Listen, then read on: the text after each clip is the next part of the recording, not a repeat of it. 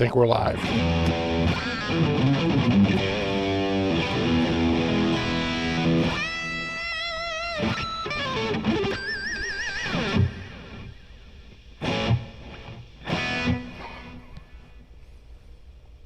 There you go.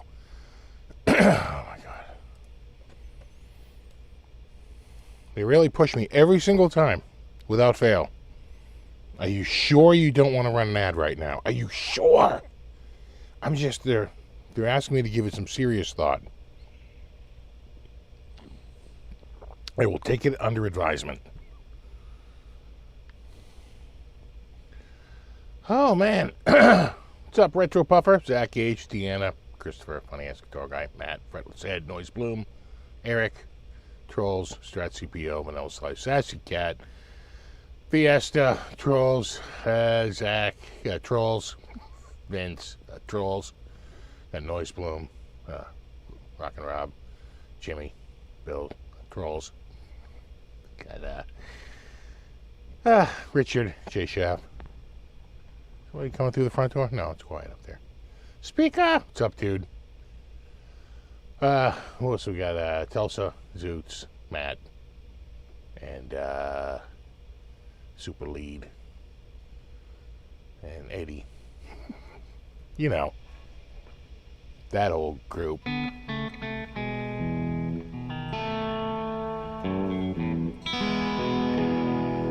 Yeti Matzi, what's up? Wendell, B-Man,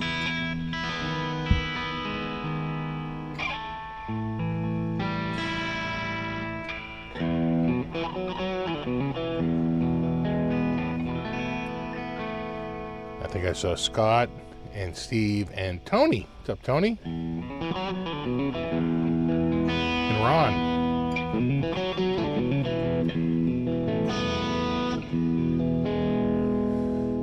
Ian, it's like Romper Room.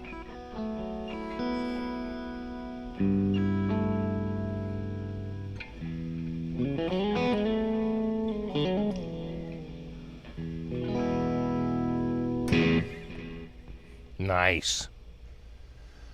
Who do we see? Pasquale, Nick, and did I say Retro Puffer? If I don't, I'm saying it again. Got Ben, Jeff. And Zach. And Sassy Cat. Yeah, you know, it's a little stratty.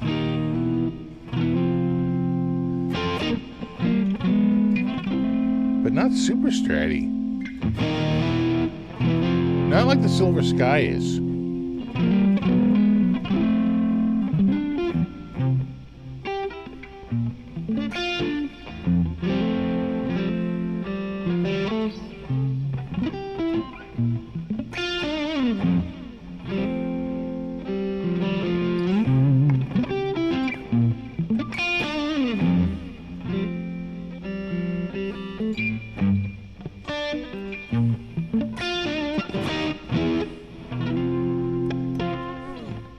I mean, that's kind of stratty.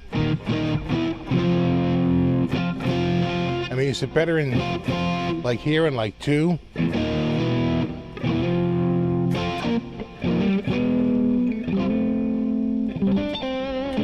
I mean, I guess.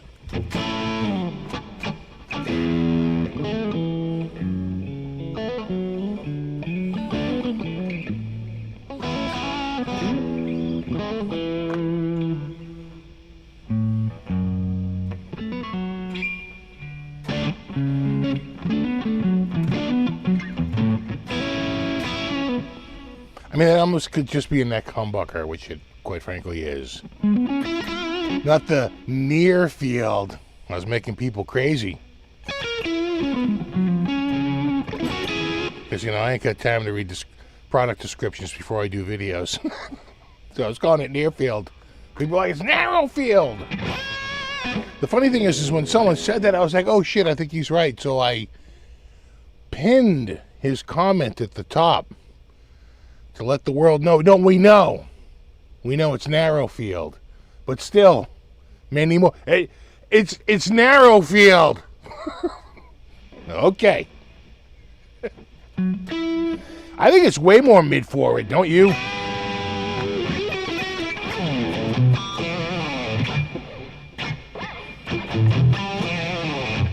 Right? Doesn't that sound more like P90s?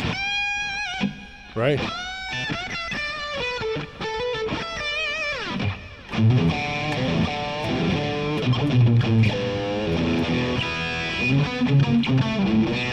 Because it's not quite a humbucker, it does feel way more like a P90. Well, thank you, Ben Tom.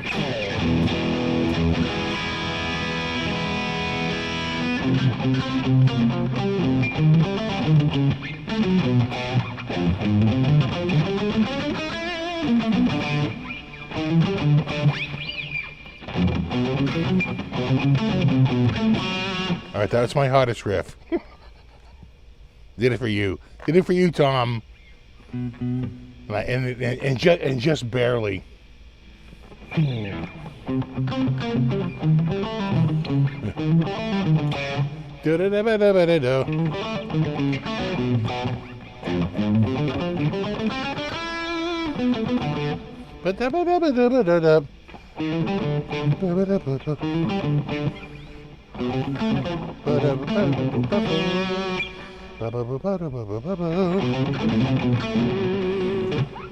Then it's like D.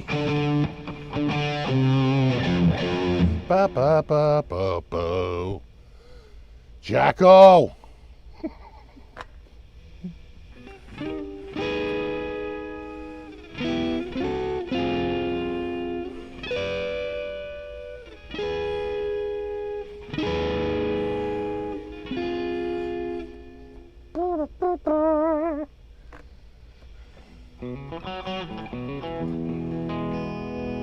No, thank you.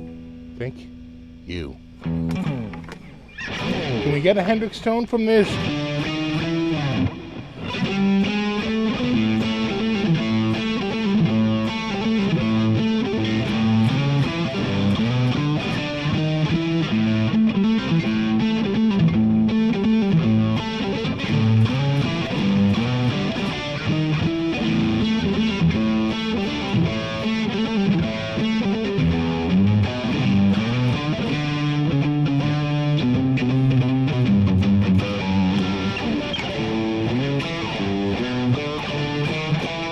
That sounds more just like humbuckers when I go to the bridge.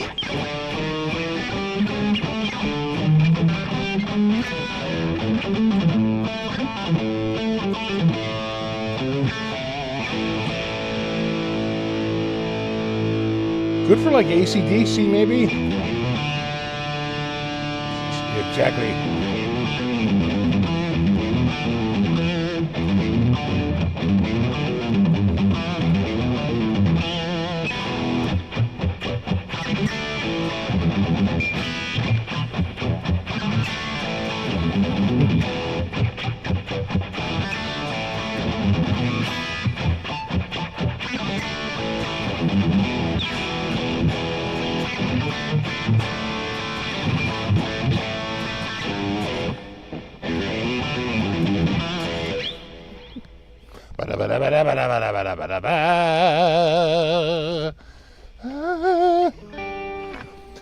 You like the PRS or the Silver Sky better? You know, I'm torn. And I'll tell you why. First of all, despite looking kind of the same, they're very different guitars, I assure you. Very, very different guitars, having had them both here for a week. The neck on this is a millimeter thinner at the half fret than the Silver Sky. Silver Sky is like a millimeter thicker. But it's also a millimeter, maybe even a little more than a millimeter, narrower. Say that 10 times. Narrower neck on the Silver Sky. So the Silver Sky, despite being a little bit thicker front to back, is decidedly thinner side to side, without a doubt. But that thickness increases. Doesn't stay 1 millimeter thickness. By the time you get to the 12th and a half fret, it's actually 5/64ths thicker. It's 1/64th thicker down here. It's 5/64ths up there. So it's, it's a bit of a, it's definitely a rounder. It's more like a U shape. It's like a U-shaped neck, without a doubt. Where this is way more like a C, right? A little wider, a little bit more shoulder. So very different necks right away, and the controls are different. The speed knobs are definitely, and I like the master volume, master tone. But I have to say, I get some good stuff with having the two different tones on that. That actually can work out. And the tone on the Silver Sky is weird. You can like really dial in like a semi-friggin' humbucker sound out of the thing by turning it all the way down till it sounds like it's like, like in a box. And then just turning it up ever so slightly. And it like very quickly ramps up. And you get a... You get a pretty good humbucker sound. We could try that later. There's too many fractions. A lot of fractions. Look, I was told there was going to be no math.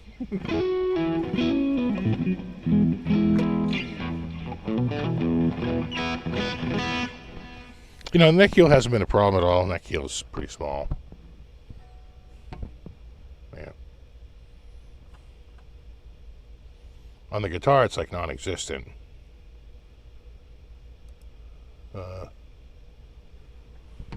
It's hard to...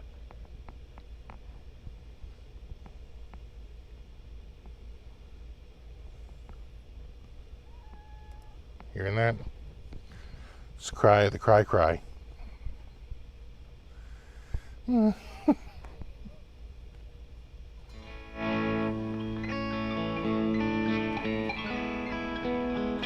What's up, Christopher?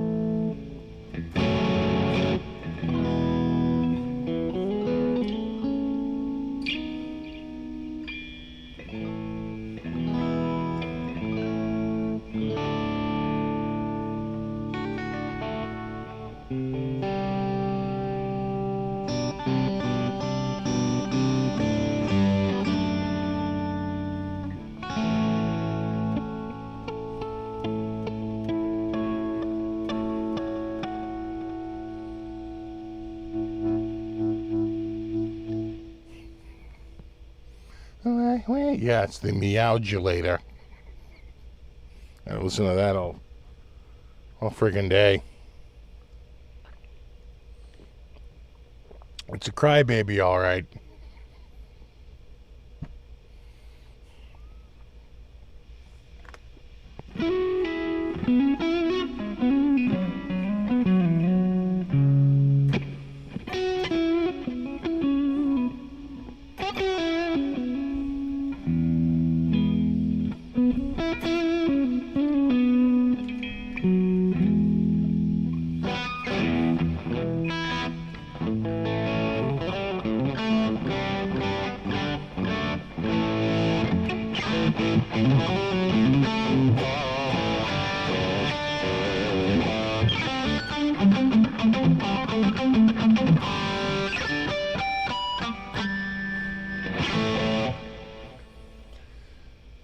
Anything happening in the synth world? Not really. There's been, a few synths released, but quite frankly, they were just sort of rehashes of, things that were out there. Like the King Cord got a smaller, like Op6 style bed. They upgraded the Op6 to like the Op6 II, but I don't know that there's a huge difference between them. They might have added aftertouch, but I'm not even sure that they did that. Kind of weird. You know, what I'd like to see is if they would just finally come out with the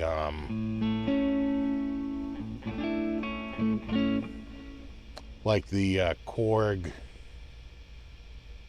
like the I guess it would be the Chrome, right? Just in the software version. Been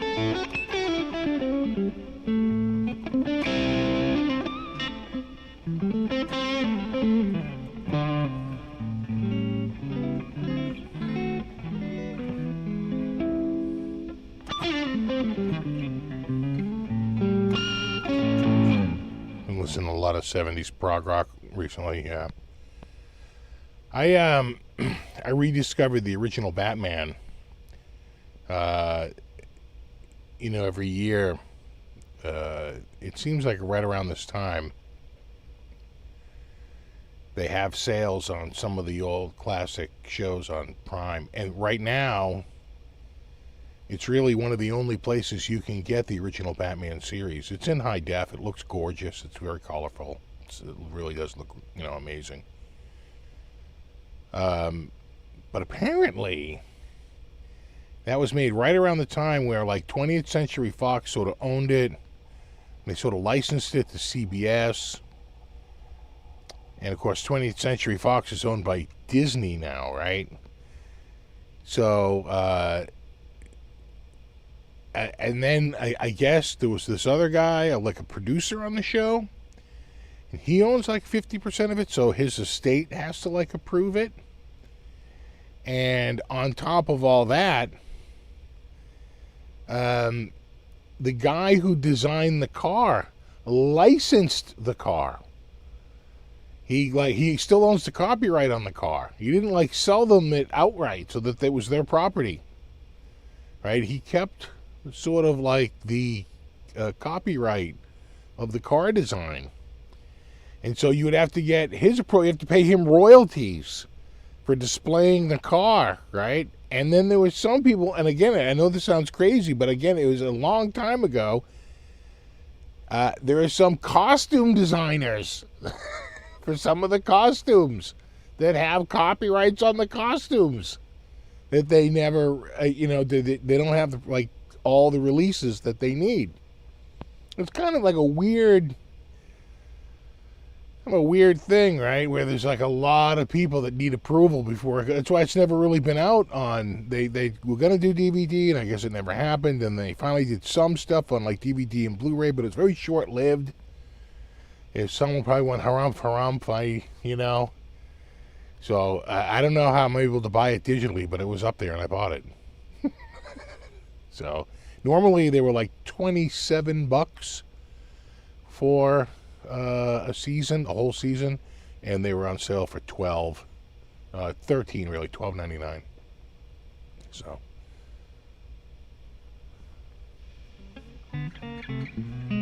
you forget all the cameos. That was the other thing. They weren't sure if they had releases for all the cameos. There's so many cameos in Batman. Vincent Price, Ethel Merman. My God, I'm trying to think of guest stars. But anyway, you get the idea. Zsa Zsa Gabor.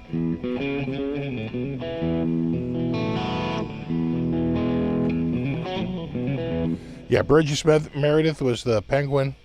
Cesar Romero as the Joker. Who was the guy that played the Riddler? He's in the very first. He's in the pilot episode, very first episode. Is it Gorsick? Frank? Anyway, Frank Gorshin. Thank you, Frank Gorshin. He held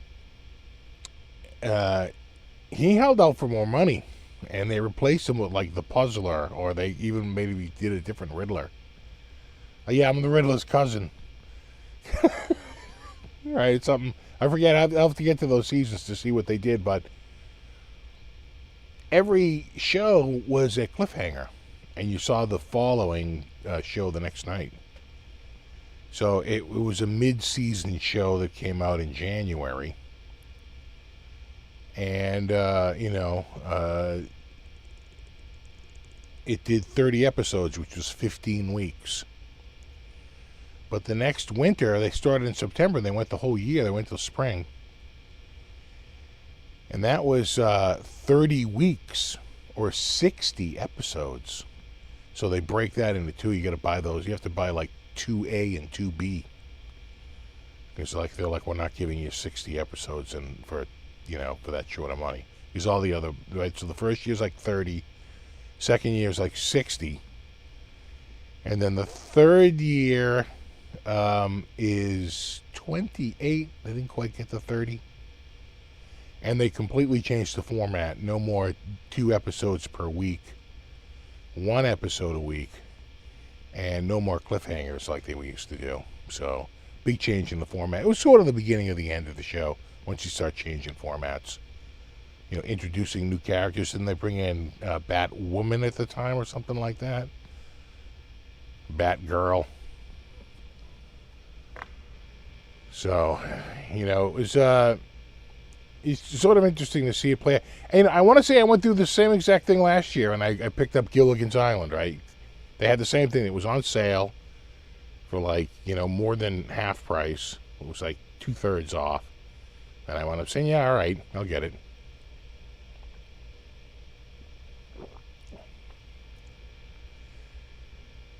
Yeah, there were 3 cat women, and it was Batgirl. Yeah. Who was like smoking hot, right? Oh, the very first episode. He meets a set of boobs at the bar who, gets him out on the dance floor and breaks into the Bat-Tusi. I mean, just a classic move. And then, of course, they realize they can't get the grappling hook up, so they have to use the Bat-Zuka. And there's a pop, and the criminals are like, what the hell was that sound? And one of the thugs goes, sounded like a Bat-Zuka. Of course. They said at the time it was a comedy it was the only comedy on TV without a laugh track. Yeah, Vincent Price was Egghead. Who played the King Tut? That was another memorable character. And there was a few. And there was 2 different people that played Mr. Freeze. It was a British guy, I want to say, for the first time, and he sort of wore a space suit. And then the second time, it was a German guy, and he had the ring, right? The ring of coldness that would freeze his head.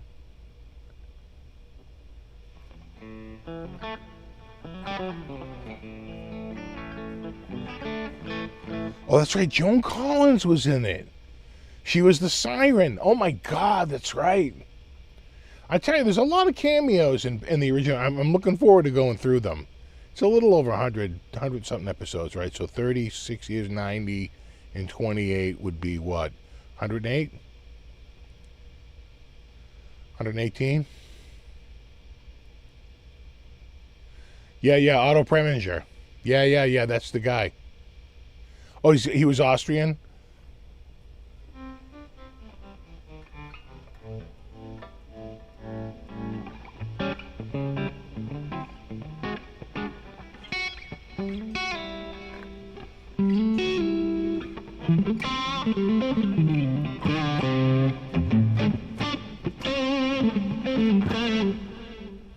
Is this the end? Will our hero be dashed to bits on the jagged rocks below? What's this? Oh my God. The best. And then when what's so funny is they they go to some of the fight scenes, and of course, as a kid, you don't realize it. But I'm looking at it, and I'm realizing that a lot of them, it's all, what do I want to say,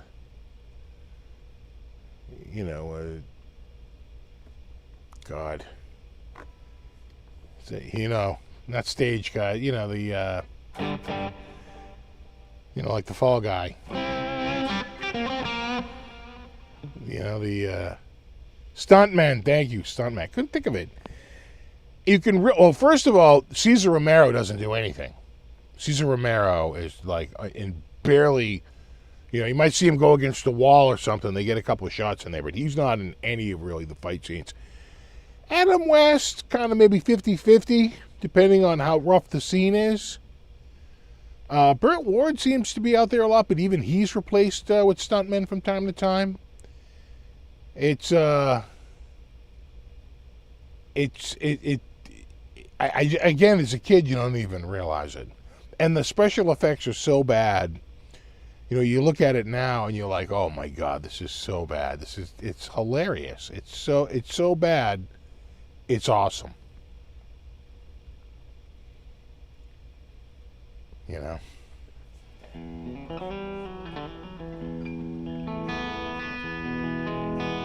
exactly. And it's choreographed, and they're using stuntmen. Except for a couple of scenes to try to convince the audience that it's really them. So they have a couple of little things where it's more of a close-up, and they're like against the wall, right? They just mix that in with the far-away shot of the stuff. And what's also funny is when they get lifted up by the wire, the stuntman gets lifted up by the wire like he's going to climb, and he just swings right into it, and he's trying to pull the rope up like he's pulling up on the rope. Like, oh yeah, no, I'm pulling up on a rope. He's clearly being lifted by on wires.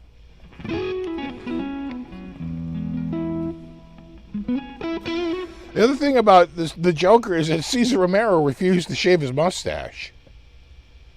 Right, so he always had a mustache under that friggin' thing, right, with the makeup over it. And then the other crazy thing is that the movie is out there a lot more because it's literally just owned by 20th Century Fox. It was just much easier to clear it. All those rights were cleared because the movie industry knew how to clear rights. The TV industry was still kind of in its infancy.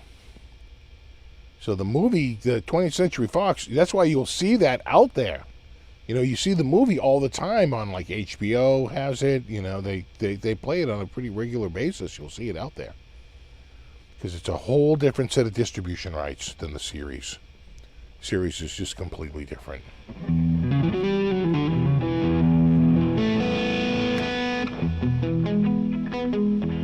Yeah, well, not only the climbing on the horizontal wall, the very first few episodes where they're doing that, it's so rough because they don't know how to really do it yet. By the time you get to the later seasons, they have it down. It looks way, way more accurate. And don't they climb up the wall and all of a sudden, the window opens and it's like Sammy Davis Jr. or something, right?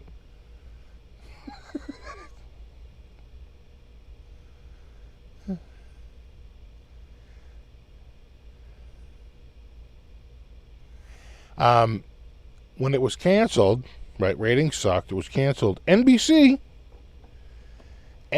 was actually going to take it up. They were going to take it. They agreed to, keep it going.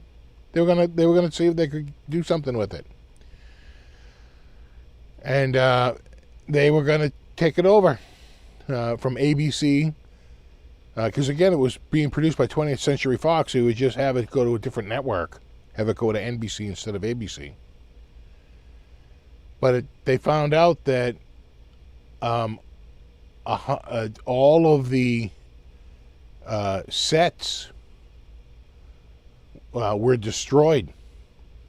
All these amazing sets that had been built for, over the, right, and all these props had been destroyed. $100,000 worth of sets and props just had been destroyed. And once they realized the cost of like having to rebuild all that, it became prohibitive, and then they backed out. They said nope. They wanted all the sets and they wanted all the props that had already been done. So that was pretty much the end of that. What's up, Ken?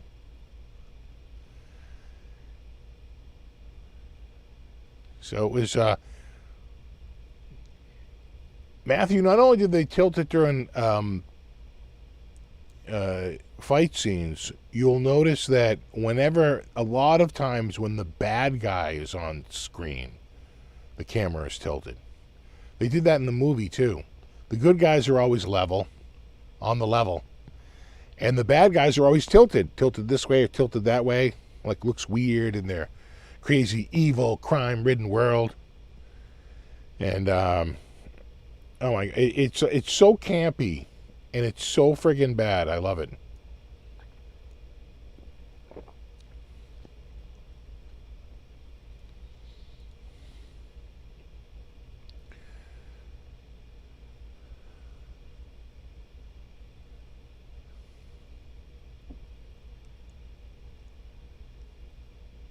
Exactly, because they're crooked.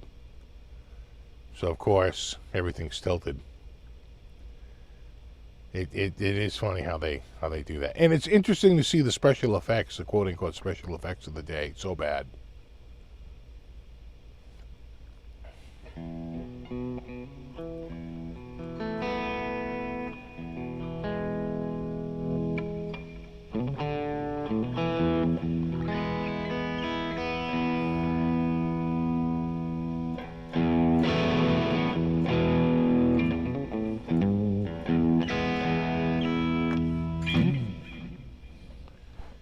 Wonder Woman and Charlie's Angels. I don't know. I'd have to go back and see them again. I remember when the Charlie's Angels the first movie came out. I remember laughing at how close the whole thing was to just a giant episode of Charlie's Angels. It really was.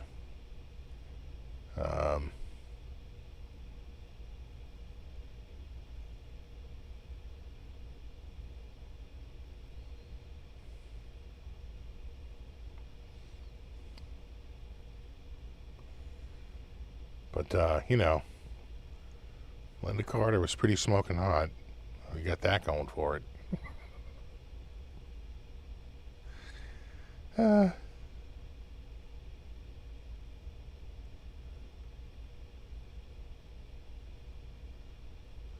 What I also saw a little bit of recently, and I forgot just how crazy bad it was Battlestar Galactica.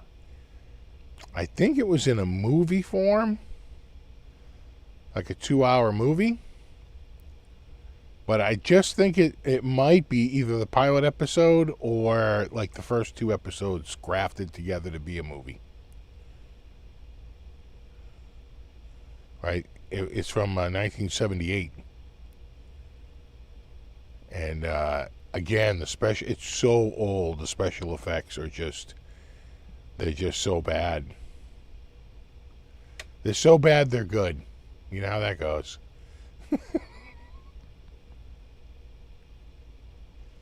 Yeah, no, the original Battlestar Galactica did not last very long. I think you're right. I think it only went... They were in lawsuits with Star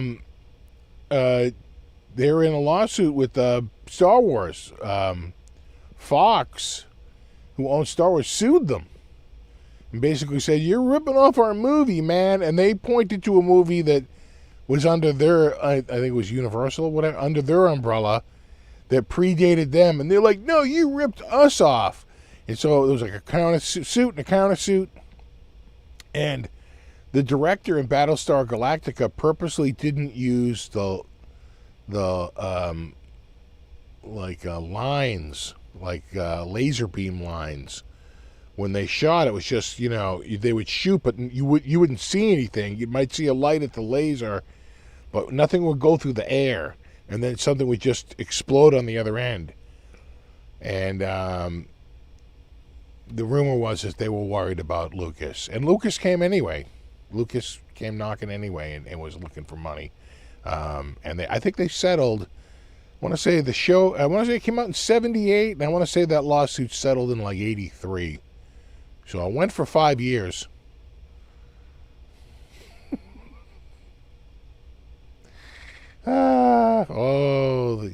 The entertainment industry.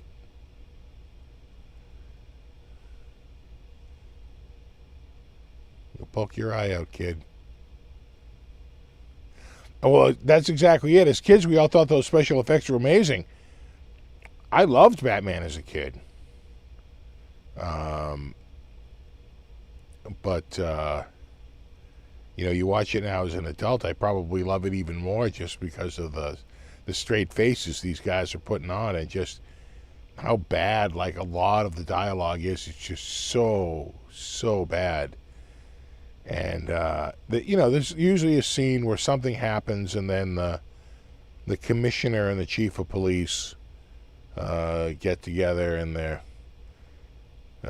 figuring out that it's this bad guy or that bad guy and whether they bring in Batman and Robin to help it out. It's actually quite formulaic in a lot of episodes. Right? Sort of a beginning, middle, and end. The middle is always a cliffhanger to go to the next episode. At least for the first 2 years. The first 90 episodes.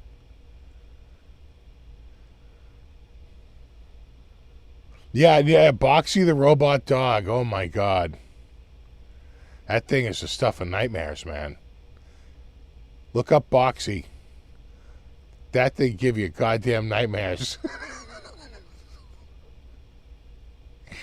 No, Boxy, no.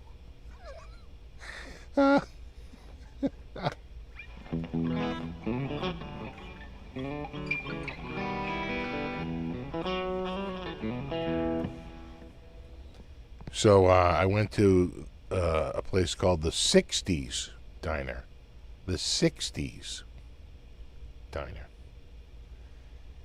And they had, a lot of, it's basically a breakfast and lunch place. Breakfast all day and lunch, starting at like 11:30 and on, and they close at like 2 o'clock, 2:30, something like that. It's a diner. But they had a whole bunch of specialty sandwiches under the Happy Days. They had the Fonzie, they had the Richie, they had, the Ralph Malph, they had the Potsy.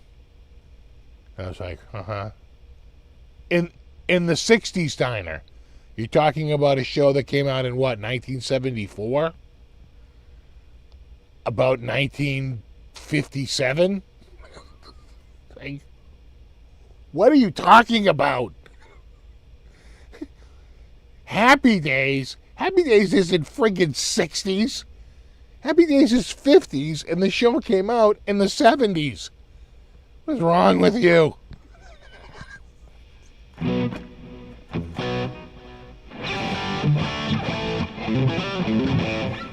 Like for my European friends, we have a restaurant that's Italian that's called the Chateau. Because of course it is.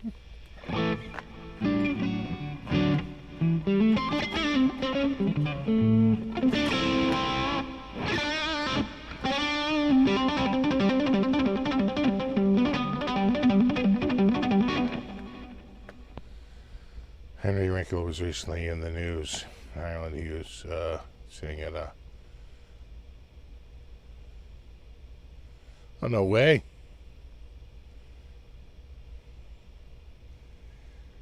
Well, he is really good. Henry Winkler. Well, see, Henry Winkler to me really has four... To me, his whole... When I think of Henry Winkler, I think of 4 milestones, really. Happy Days, right? Of course, he's huge. Like, megastar in Happy Days. Then he comes out and he does a movie with Michael Keaton called Night Shift, where he plays like this, nebbish accountant. And goddamn if he isn't just amazing in that friggin' movie. Right? That's a Henry Winkler, because you're used to seeing as the Fonz, and he had to break out of that. And he does. He does. He's so friggin' good. After that, I would say the football coach in The Waterboy. He is really, really good in that friggin' movie. And pretty much, helps that movie along in so many ways. He's just really, really good. He's perfect for the role in every way, and he's good. And then after that, I would say his role in Barry. He was really, really good in Barry. Like, if you haven't seen Barry, he's really friggin' good as the acting instructor.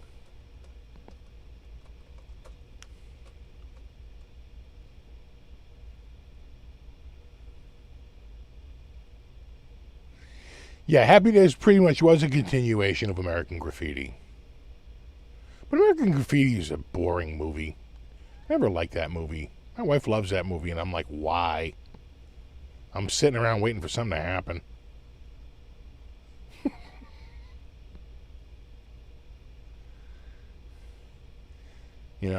If aliens came in like his next, I would have liked it a lot better. The graffitiing. You playing foosball?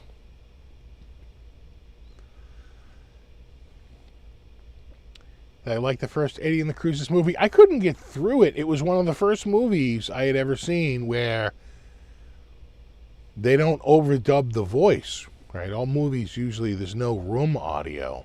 It's pretty rare, actually, especially around then. Everything is just produced audio, where you go into a sound booth and you hear what you said and you say it back into a microphone and perfect recording. You can even do a different read. But I couldn't take the sound. I couldn't take the sound in Eddie and the Cruises. I wound up turning it off. I couldn't watch it. There's a few movies like that where the audio is just so goddamn bad. It's like, guys, seriously, are you a professional movie studio or what? Because that's pretty bad.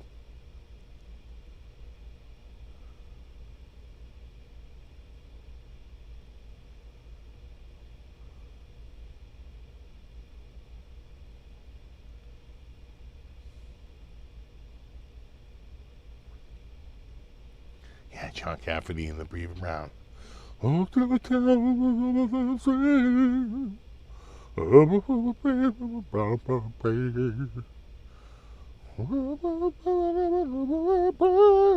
sea. Yeah, total boss rip off. I agree.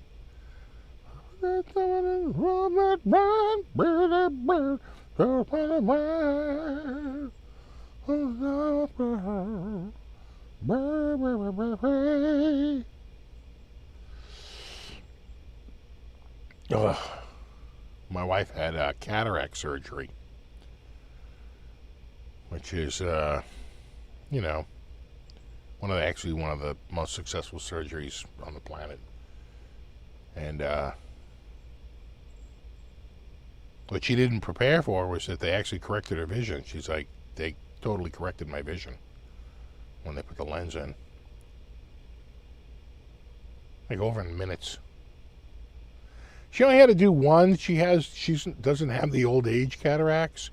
She's got the middle age cataracts, and they're actually more aggressive. So she had one where the guy was like, she had noticed it, and he says, well, let's see if it's growing. Let's see if it gets worse. And then she had noticed it like it was getting a lot worse. And she said, I should go back to him and see what he thinks. When she went back, he was like, oh, yeah, oh, no, you should have this done. You need to get the surgery done on this. This is just going to get worse. Only in one eye. The other one's just slightly, right? It's like they're growing at different rates. So she did the one eye. And it's been great. It's been friggin' great.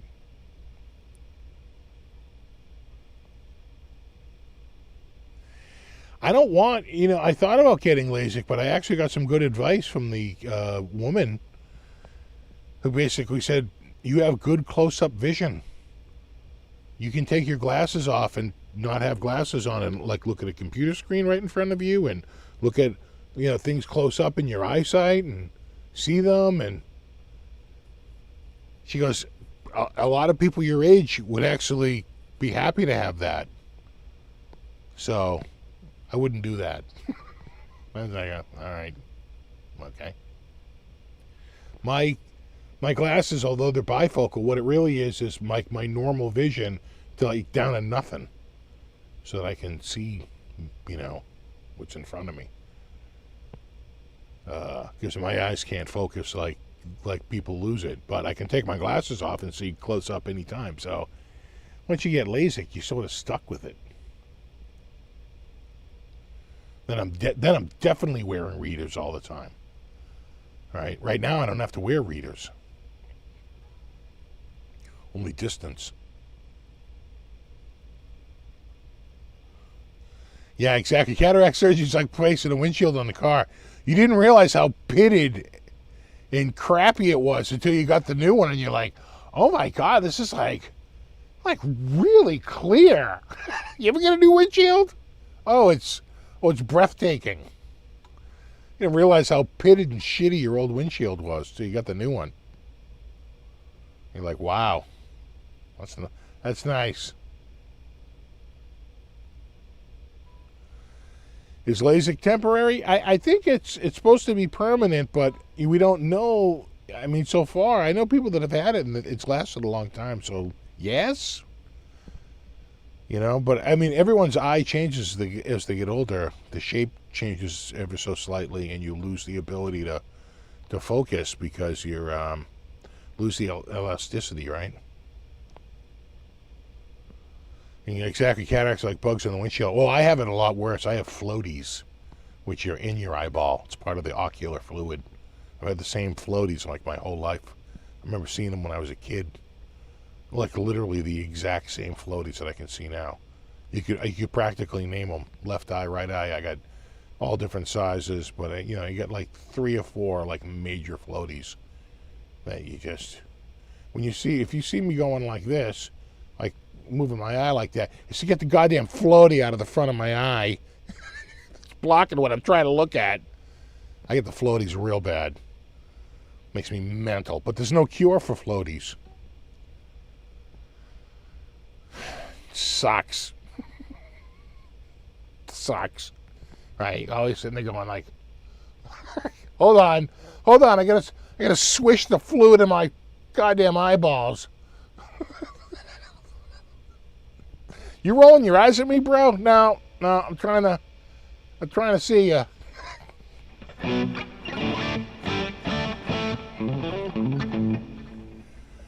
They said they can use a laser gun and tap away. Well, you first. Yeah.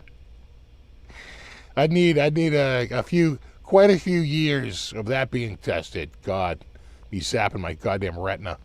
I'll have like a permanent friggin' black spot somewhere. Make me crazy. Frickin' laser beams in your frickin' eyeball. Exactly, it's a cataract DeVille.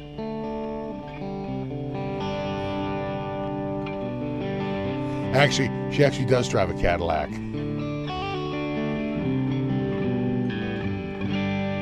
Actually, Speaker, if you're still here, I was showing Speaker. My wife actually scraped the bottom of her car, and the scrape is actually pretty good scrape along the door. And he was looking at it, and again, normally I wouldn't say totaled, but they totaled my son's car for like much less damage. So I was like, they're going to total it. They didn't total it. They're having it repaired. I already dropped it off at the collision place.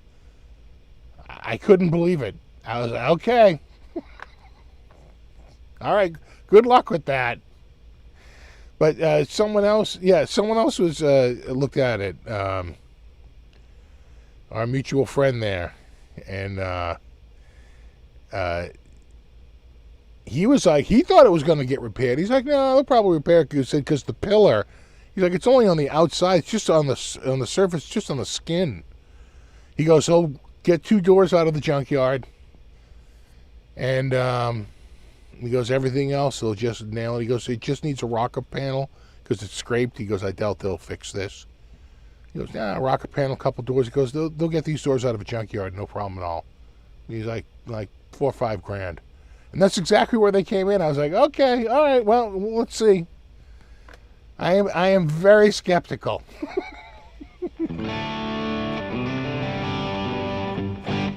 Our mutual friend, well, he's got warrants. Actually, our mutual friend damn near cut his foot off. He was out pressure washing with like a 4,000 PSI pressure washer barefoot with like the carve your asphalt into pieces nozzle on the front. And he hit his foot for 2 seconds. And like, dude, if you saw this, I was like, oh my God. Oh, it's bad. It is. I was like, what are you thinking, dude? What are you thinking? So, yeah, he's recovering from that. He's like, I should be able to walk in a few days. I'm like, I don't know. That looks pretty bad. And you never saw such a vicious cut in your life. Like someone hit it with a friggin' like a grinding wheel. You know? A lot of skin peeled off around it. Oh.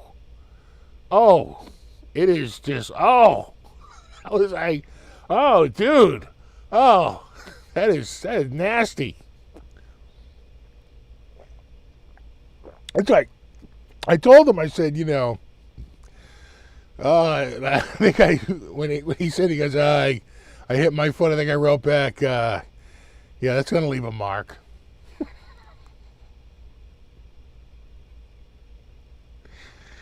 Oh, we're going to cut your cornea with a piece of paper. Oh, my God, dude. Of course you're supposed to wear work boots, let alone, something.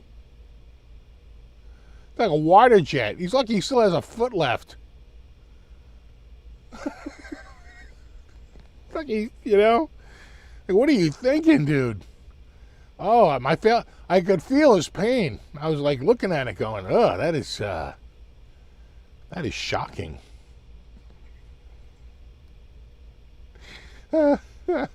Just a flesh wound. Exactly. Yeah.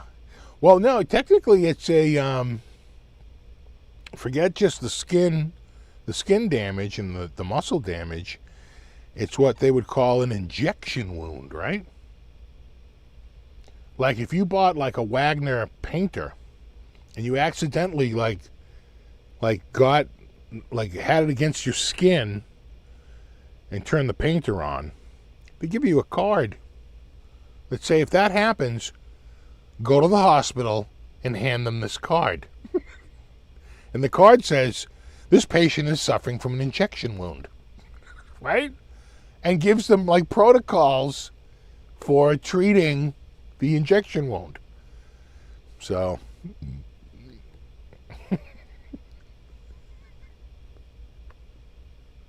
yeah, exactly. He has the cleanest tendons anywhere. It looked like it was healing, he didn't show it to me right away. He waited until it was somewhat healed, and he felt like he was probably not going to lose his foot. And I was just like, yeah, no, it looks like it's on the mend, but damn, that is one grotesque injury.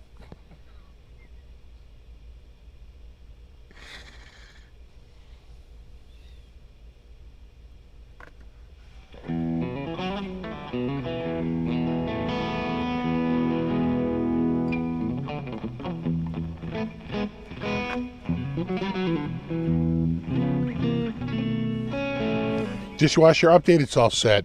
It was the last, 1 foot of line. It was a shitty aluminum line, which, if you know anything about electricity, it'll make you mental. It's code. It's legal. But aluminum sucks. You got to go copper. But we brought some copper Romex with us, and we just had to cut it back It was just the line wasn't bad. We brought a you know, it's like an EMF detector, and we were barely getting EMFs at the end of the line, but you go down the line, and they show up because it's like oxidized. So we just had to cut it back to some nice fresh line, strap that together with some copper line, and do the last like 18 inches in copper, just because, you know, and then we wrapped it all up in the electrical tape, and we had the nuts on it and everything. It was done, but that was like night and day. Now all of a sudden it all worked again. Hey, Buzz Wilson, welcome to Cool Bro. Oh, here we go. Buzz Wilson, a man barely alive. We can rebuild him. We have the technology. Faster, stronger, better.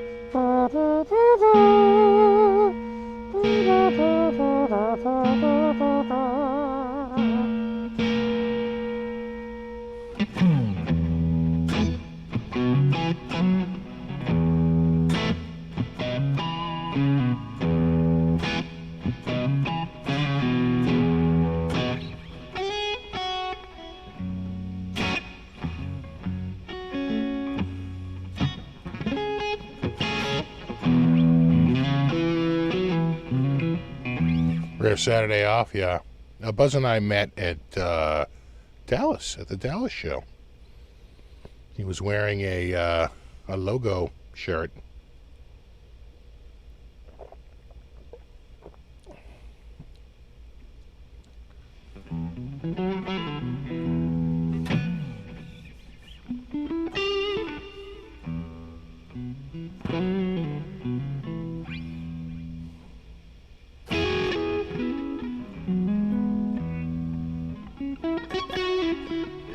How do you like the bird lane? I feel like PRS could switch it up from time to time to like different birds.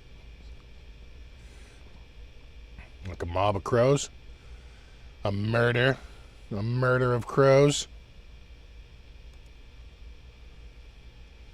I don't mind the birds. I'm a birder though, so you're asking the wrong guy. I like the birds. That's a hawk on the 12th fret. You got your hummingbird. What is that? That's the one with the split tail. It's like a gnat catcher or something like that. Right? I like them. It's an owl, right? Great horned owl at the 12th, at the top. Could be a kestrel. Could go.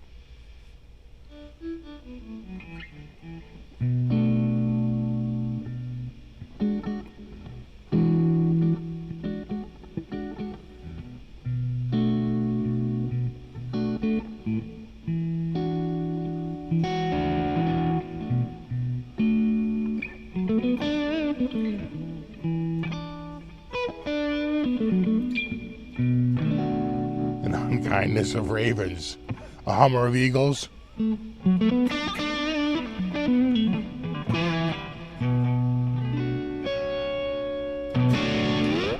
Cat inlays. That's what I'd have to get, right? Would have to be different cats in different stages of play.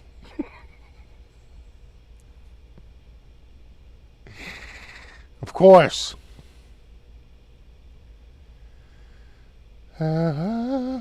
Yeah. It's all clams and cats.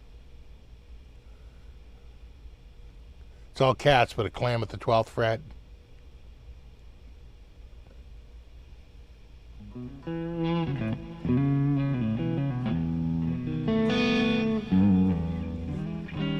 Get all my cats as inlays. Who's the 12th fret? Gotta be Buddy, right? Or is it Cutie because she's the biggest? Do I have a cat? I don't. No, they've abandoned me.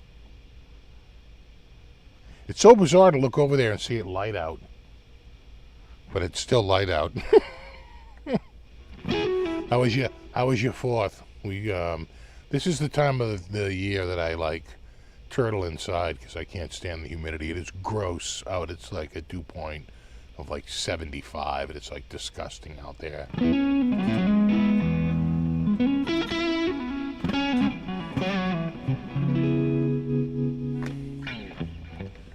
So I'm mostly staying in the basement and checking the hygrometer.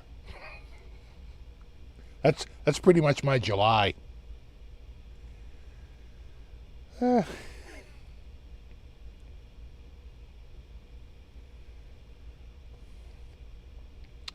Yeah, it's so even with the AC on, it's still clammy. I'm running 2 dehumidifiers. 2 dehumidifiers and a full central air system. And I'm still complaining. I probably need another friggin' 30,000 BTUs of cooling to cool this friggin' monstrosity down. Your outside air conditioner quit. It's 100 degrees out. Got a new capacitor. Yeah, you better hope it's not the compressor. It's usually, believe it or not, Gary, it's usually not the compressor. I'm not saying it's not possible, but what I'm saying is that it seems to be like the last thing. They're very, Lord knows my compressor's been through hell and back and seem to manage. It usually is like the capacitor or the relay goes. Right, you can't even just get the relay to click and go over. So changing out the relay, changing out the capacitor, that can go. That's 90% of what a tech is going to do when he comes out. See what's up. Sucks though. Yeah, we're not that hot, but we're ridiculously humid. We're the 75 degrees and 98% humidity.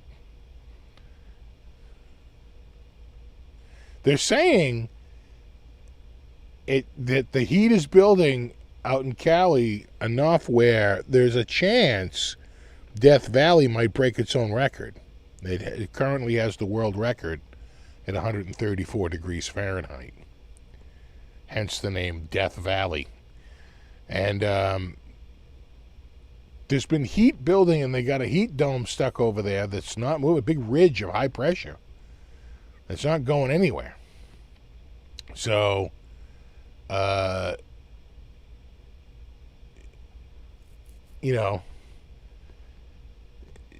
is a chance that it could exceed 134.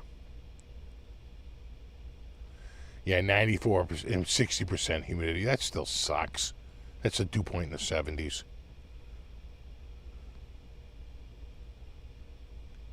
Yeah, see, 102, but with 12% humidity, you can deal with that. I'm sure it does feel more humid, but the 12% is probably a dew point in like the 40s, maybe the low 50s, which you can deal with. It's when the dew point gets in the goddamn high 60s and then into the 70s. It's just oppressive.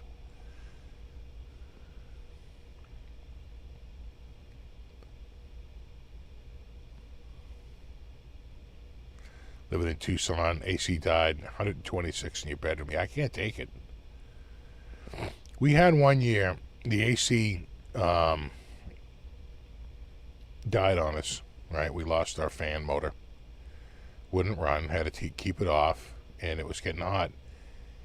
And I realized all of a sudden that the oven was on. And my wife had quietly started baking. I'm like, what are you doing? And she's like, I have a thing, I have to do it, I have to bring something. I'm like, you are, just go out and buy it. No. She insisted on making this thing. It got so freaking hot. It was like, it raised the temperature in the house by at least 10 degrees. It was just brutal. And as she ran the oven at 350 degrees for a couple of hours. And Man, that sucked. I wound up finding an air conditioner and getting it going up in the attic and going, see you suckers, going up there and sleeping for the night. It was quite nice. Enjoy your stove heated house, because I'm about to chill in the attic.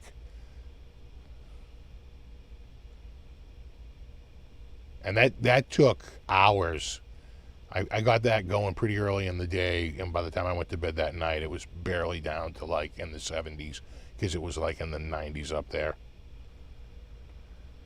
It was crazy. Right? That's why farmhouses had summer kitchens, right? Right, it just go crazy, yeah.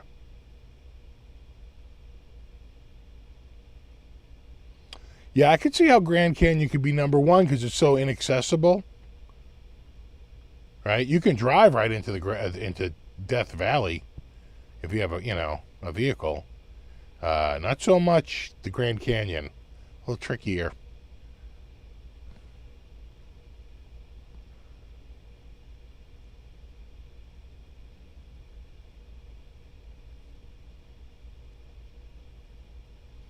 That's why so many people around here go down to the Cape, because the Cape sticks out over the ocean, and even in the peak of summer, they don't get quite as sweltering hot as we do here inland.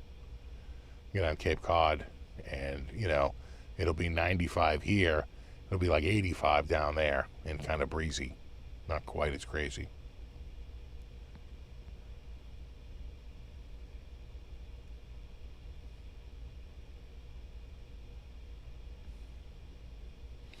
Right, yeah, Cape, you lose 10 degrees, and there's wind, exactly, and there's wind, right, because it's coming in some way off the friggin' water, right? It's almost never coming off the land. It's usually coming somewhere or swirling around the water. Oh my God, it's good.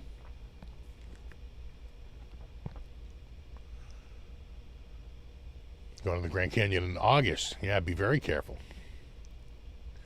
Yeah, exactly. I agree with Eric. Just take a rocket bike. You take it right over Snake Canyon. This dude in the 70s had attempted it.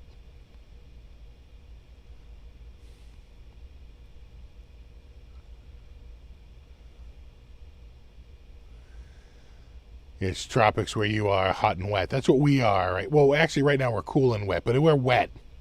We're full on. And the thing is that for a couple of days there, we actually had some pretty dry weather. Unusually dry, like dew points down in the 40s, which for us is kind of rare this time of year. Usually the best you can do is about 55, but it got down to about 45, that's insane. But it didn't last. It only lasted about 24 hours.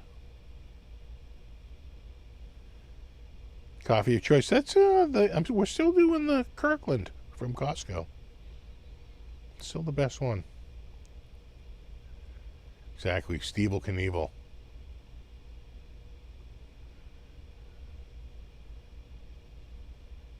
That dude. He was a piece of work.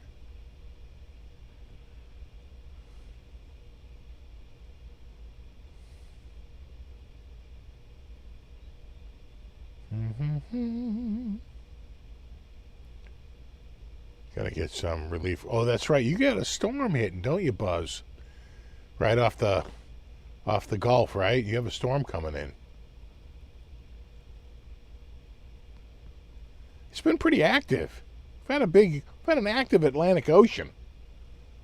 It does not bode well. We had one year, I remember we were up to, they name them by alphabetical letters.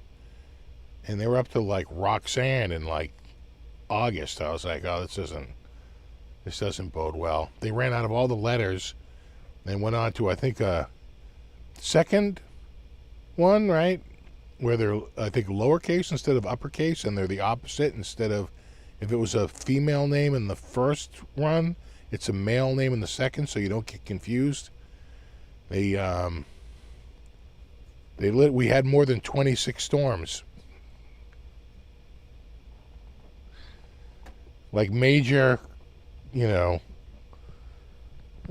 tropical depressions or hurricanes. What do you see there, hon? Hey. What? Oh. You got a big old butt. Oh, now she's falling down to the ground. The butt in the butt.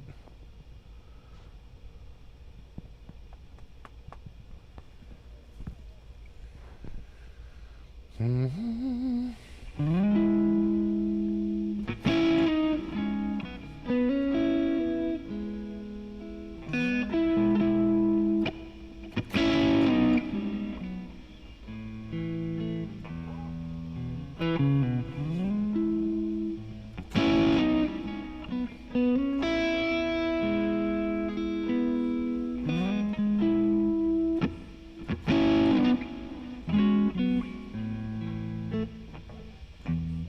I don't really remember Irene.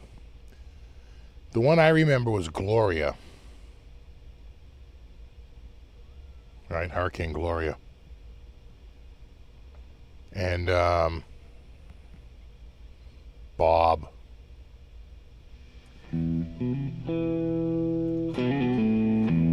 Yeah, I remember Gloria, 86, hanging out at a friend's house.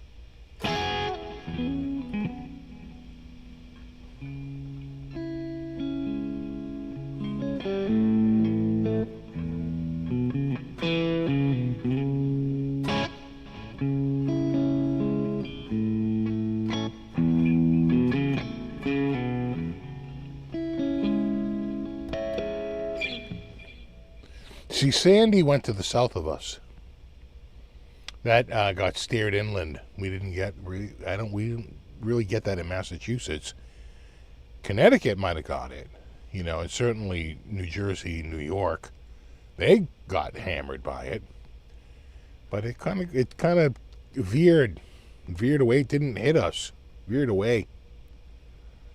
The last kind of direct hits I remember was Bob, Gloria, and I don't really remember other ones being. I don't remember Irene being.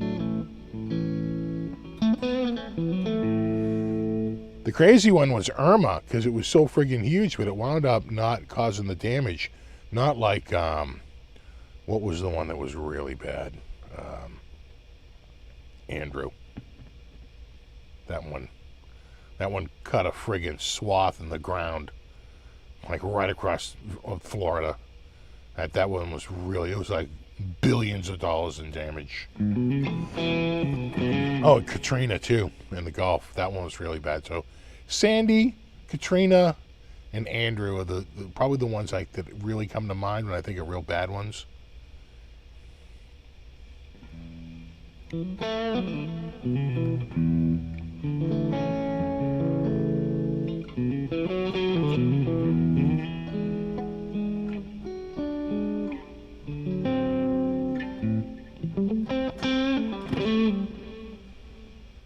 The campground lightning circuitry, it was so loud and intense. We had thunder here the other day it was shaking the friggin' house. I was like, that is unbelievable how friggin' heavy that thunder. I mean, like, I happened to be in the attic and it was just, you could hear the window shaking. I was like, oh my God, so friggin' loud.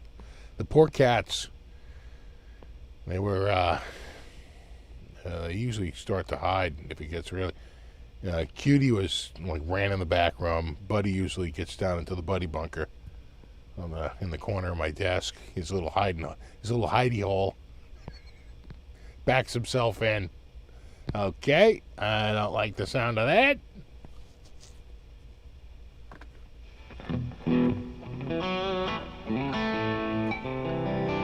Yeah, right. Hugo was another big one, wasn't it? Yeah.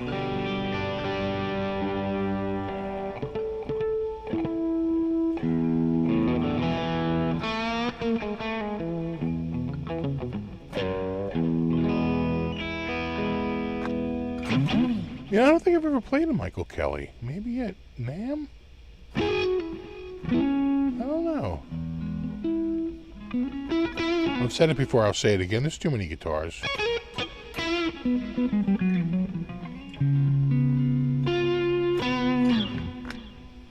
Yeah, the cat's going to hiding. I know with the dogs it's even worse. You know what was going on the other day was fireworks.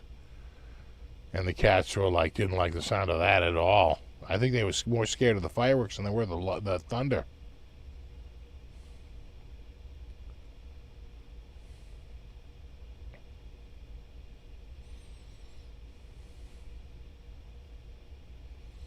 Yeah, no, Buddy has a Buddy bunker. It's a cubby in the corner of my desk and a hutch. And I put a blanket in there. And it's actually behind a parts thing. So you got to go through like a little narrow thing to get down. I used to keep a printer down there, but he'll go in there and spin himself around. And it's a very warm spot in the winter. So if he really is feeling cold, he'll go in there to warm up.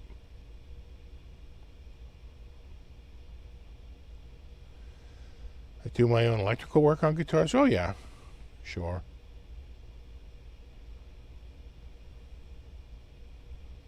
Is still a thing where the Boston Pops play the fireworks? Oh yeah, oh yeah. In fact, a buddy of mine's in the Pops. I saw him on TV the other night. I was like, hey, he's still there. He's still doing it. Still going. He's been doing that for years. Like 20 years.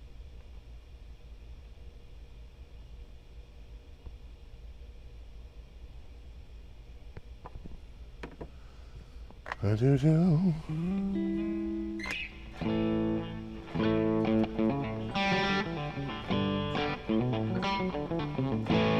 He's waiting for the last paint job, print job, yeah.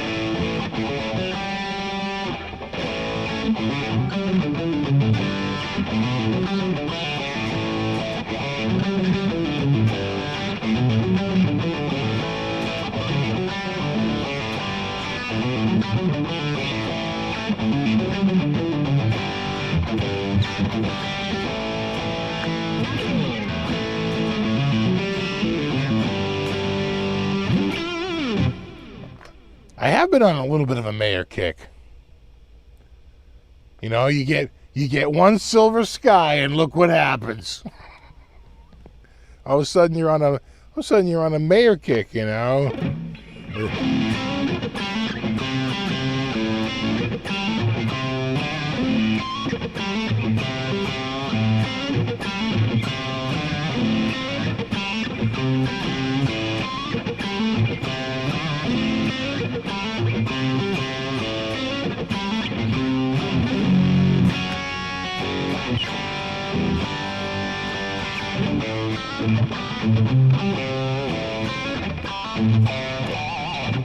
Zach Wilde version.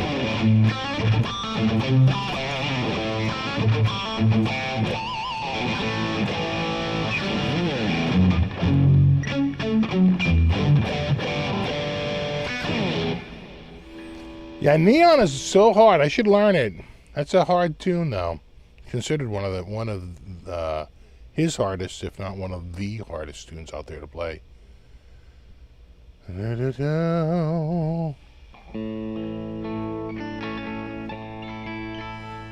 I did see a little bit of the new Deep Purple. I happened to catch their their recent video.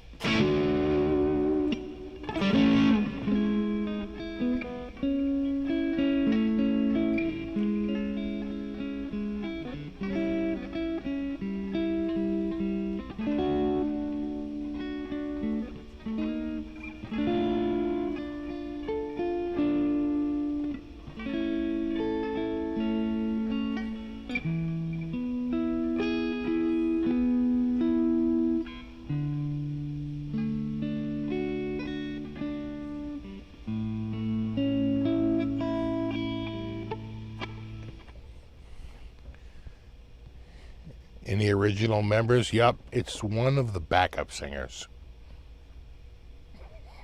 All we got.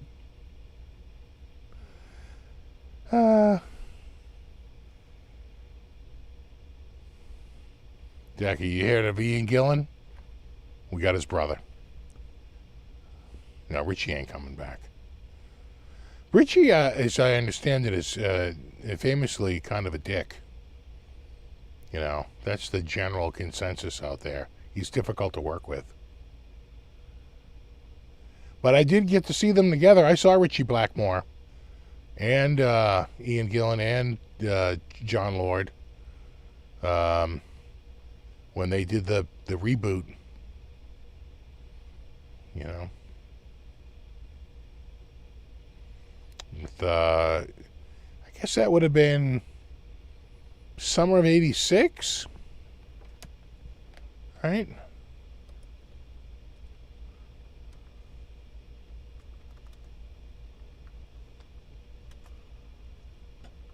Oh.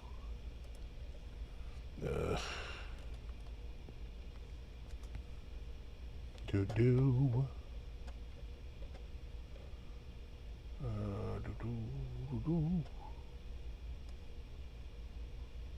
So, I guess that would have been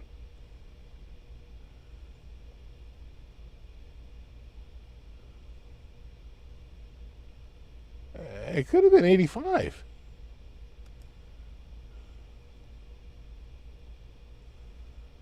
'85, '86.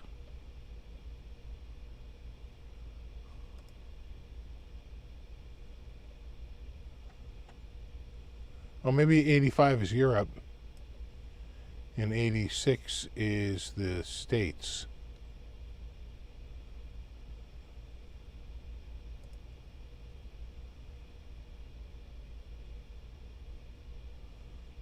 Hold on. Oh, this might have been it. March 5th, 1985. Deep Purple at the Providence Civic Center. Hold on. Oh, they also played the Worcester Centrum. Oh my God, they did 3 nights at the Centrum. I think it was the Centrum.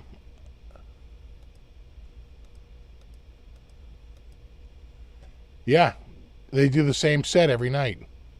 Any change in set? No, same set. This is 85. This would have been February 28th. Right around February, March of '85. The set list was Highway Star, Nobody's Home, Strange Kind of Woman, Gypsy's Kiss, Perfect Strangers, Under the Gun, Lazy, Child in Time, Knocking at Your Back Door. Knocking at your back door. Difficult to Cure, Space Truckin'. Woman from Tokyo, Speed King, and Smoke on the Water. On the water!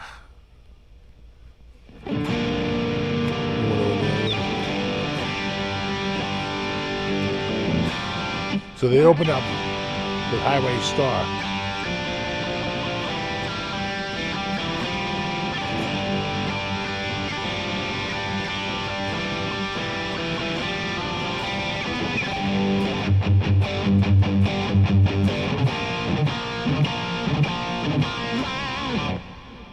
What a wow. Pretty good. I saw The Firm, too. Feel like it was around the same time. Maybe that was the '86 show, was The Firm.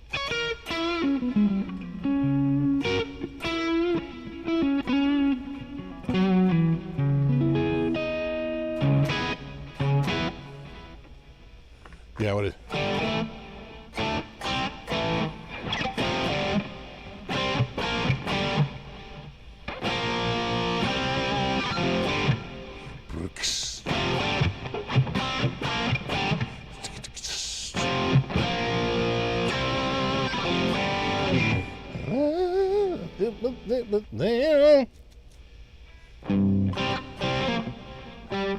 What's it?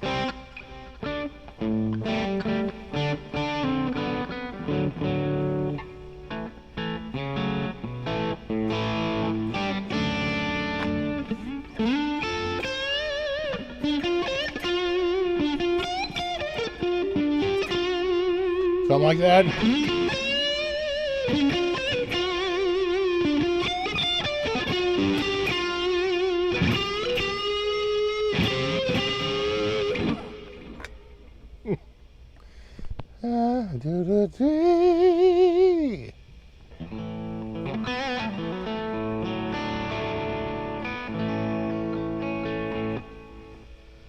Hold on, I think I'm slightly out of tune here. Do. Oh, you're a touch flat. And with you.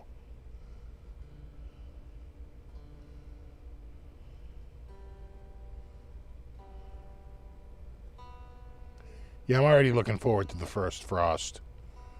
Heat and humidity be gone. Bring on my crispy fall weather. Now that the 4th is over, summer's done. Wrap it up, boys.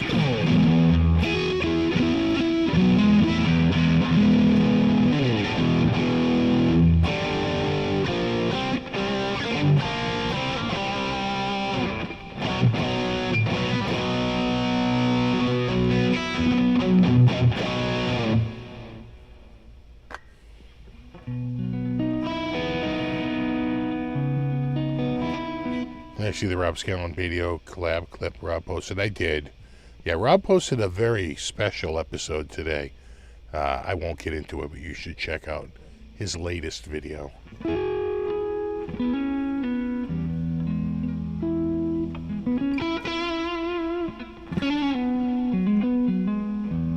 Exactly, here we go with it.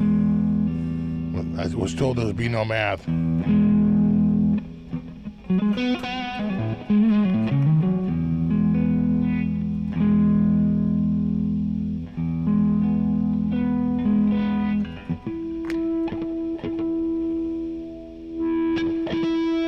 Feel like I'm slightly out.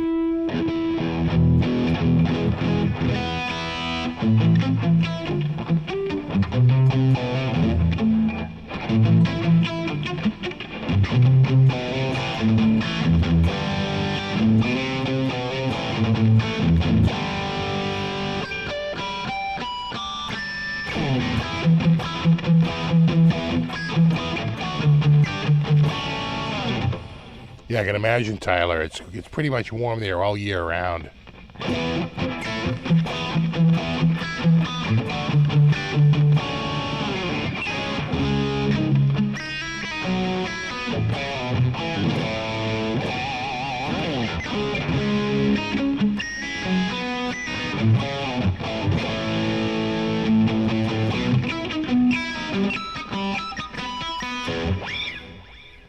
Booba-da-doo.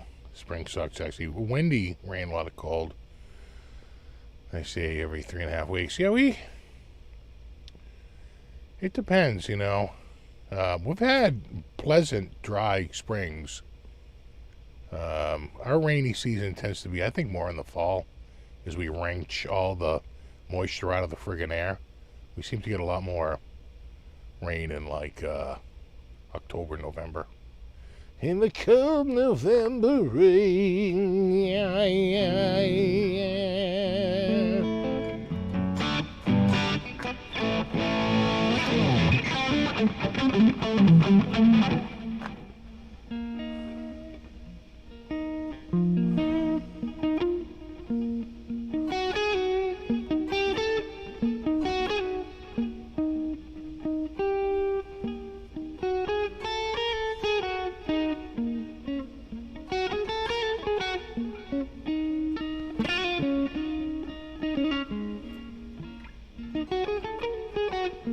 Not too sold on the whole sunshine thing. I hear you.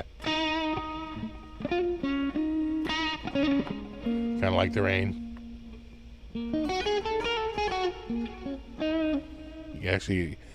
You can't go there. It's gotta have a swing.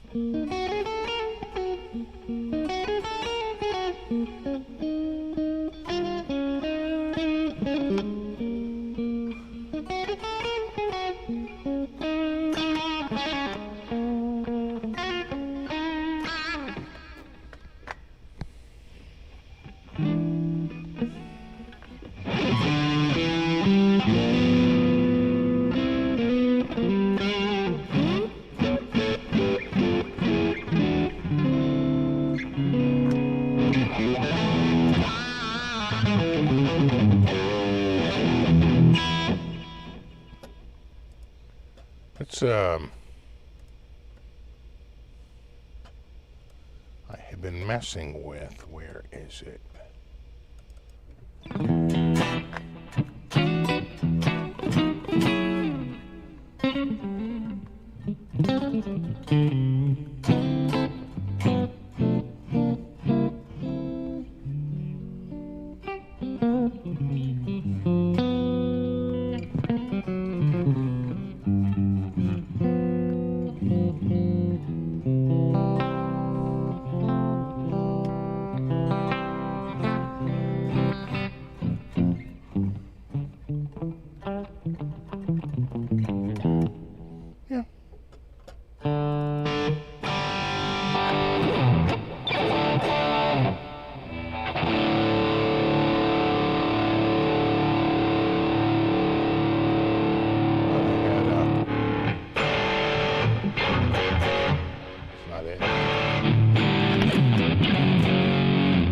It's like a fuzz. I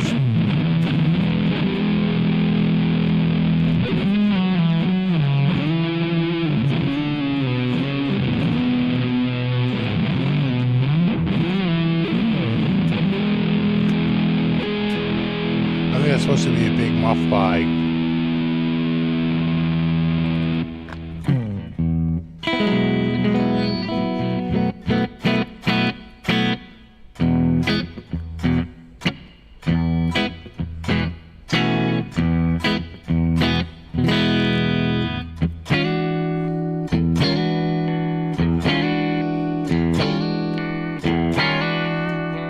They're very different. Every selector position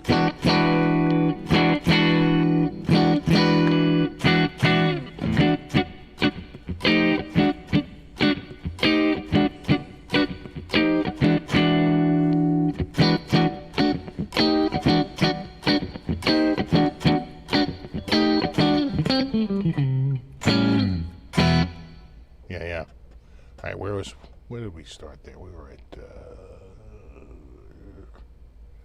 right here.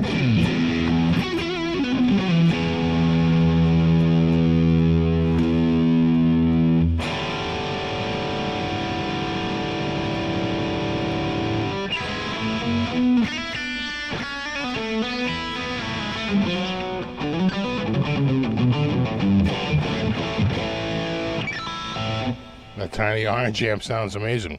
You know what we'll do? We'll switch up real quick. We just did 90 minutes of this one. It was just for the last little 20 minutes. Oy! My butt. Yeah. Hold on, we'll just take this. It's annoying.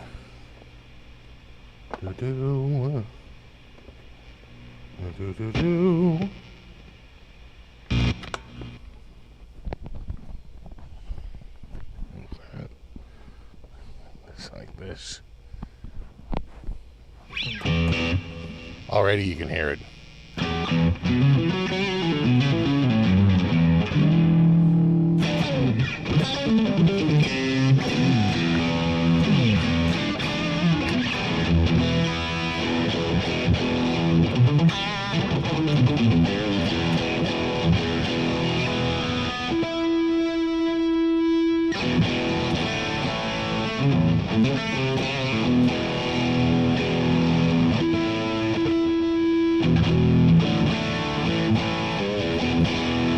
So I found if I turn it all the way down and then back it out a little bit,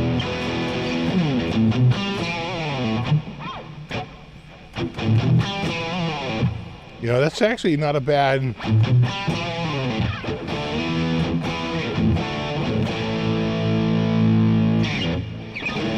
versus when I turn a little too bright, turn it all the way down, and then back off just a little bit.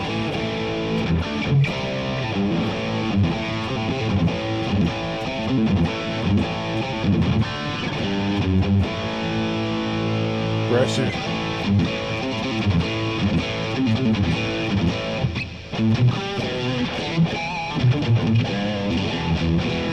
such a different neck.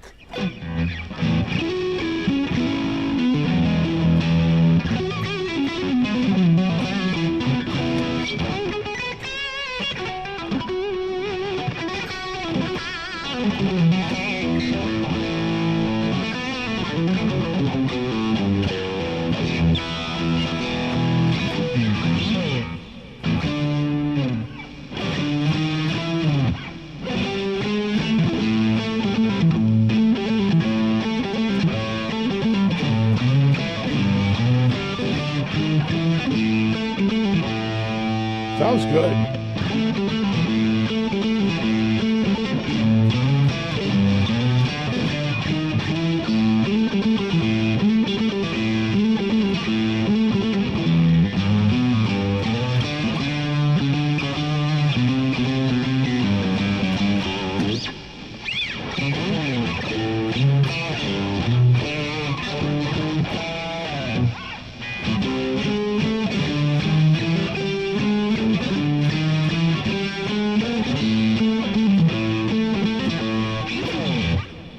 That sounds pretty good.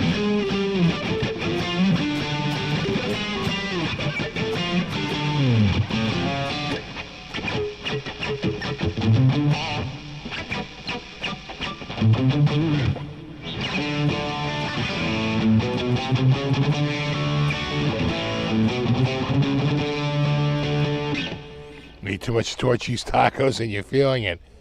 You know, I gotta try a Torchy's. I hear nothing but great things about Torchy's. But sadly, we don't have them up here. I don't think there's a Torchy's taco for 1,000 miles.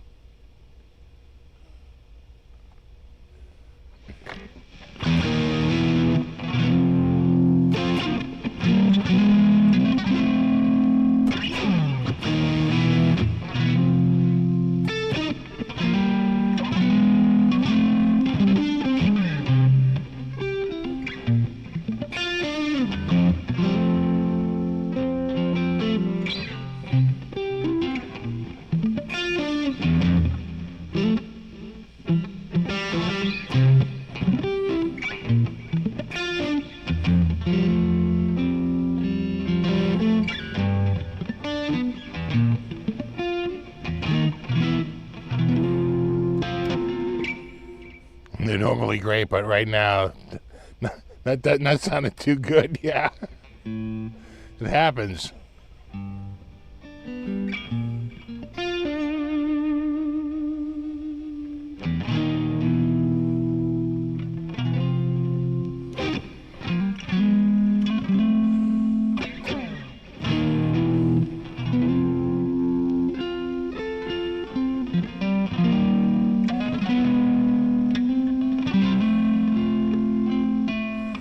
What's crazy is when you finally figure out that you're just playing the same 3 chords twice.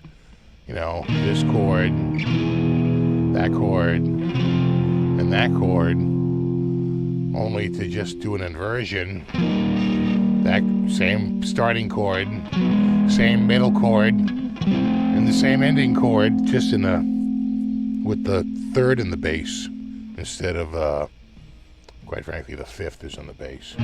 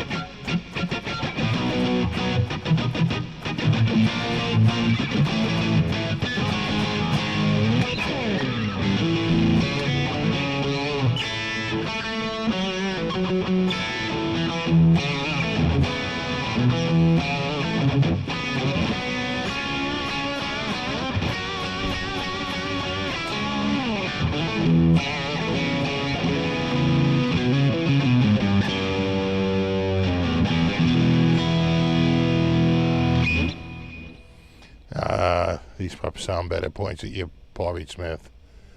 I know you're right. Yeah, I tell you, I really like the pickups in this guitar. They're not noiseless, that's for sure.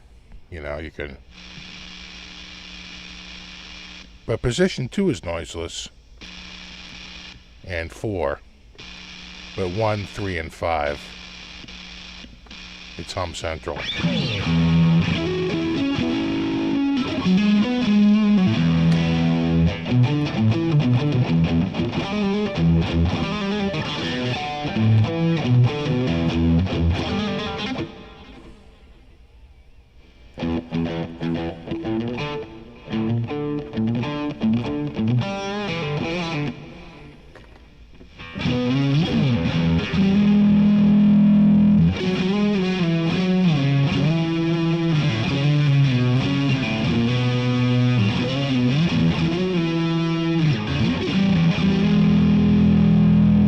Gotta admit, the dude, they make a good pickup.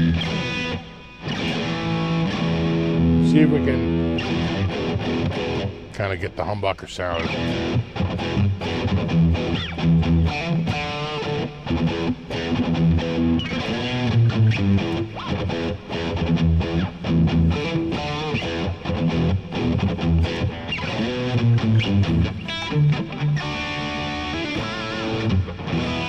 Again, they have a really good tone. Much brighter. I just turned the tone up.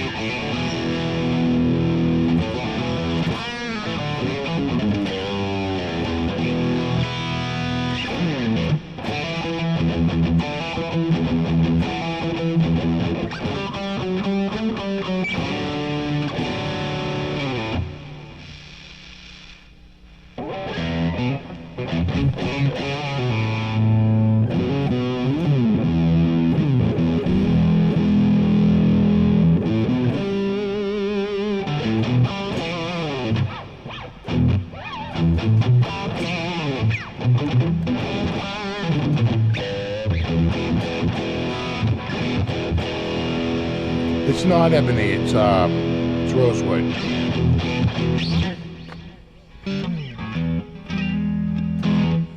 The pickups in the SC different than what are made in the American-made model. Yes and no. Yes, in that they are not the pickups you get in the American one. Absolutely not. But they claim they're built to the same spec, right? It's sort of like getting the real Duncans versus getting the Duncan design.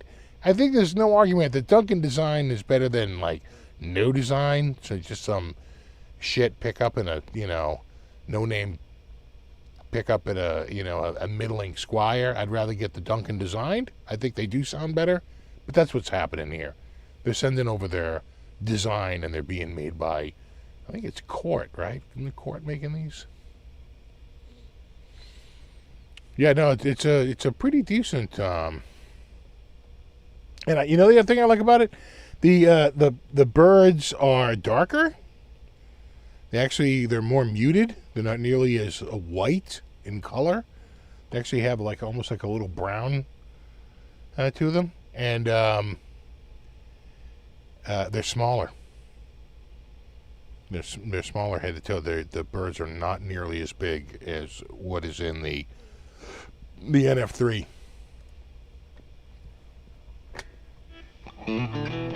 Yeah, Cortec, right? That's what I said too, Tom. It's like it looks like Olympic white. That's the first thing that came to my mind is Olympic white, because Olympic white already starts out a little yellow, right?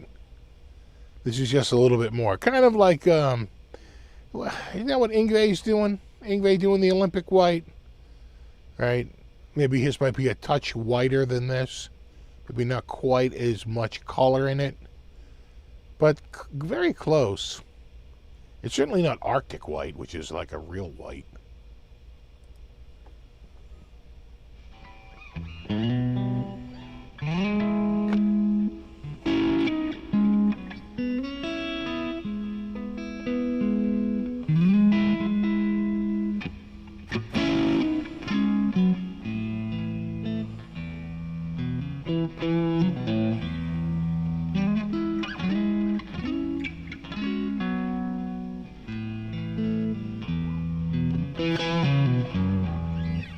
Did I learn theory? God, I had lessons when I was real young. I'd say I got a lot of my stuff. What really got me going and got my head together was in high school. I took a class called music theory for a whole year. And that guy was really good. The new head of the department came in and took over the department.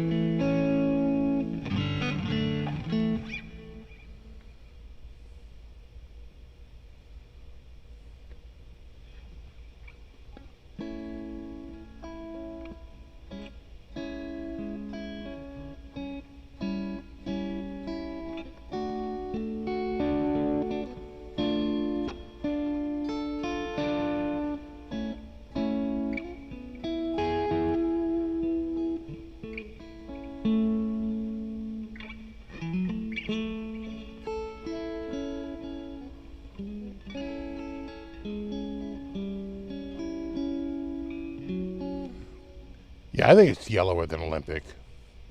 It's got more color in it, without a doubt. Without a doubt.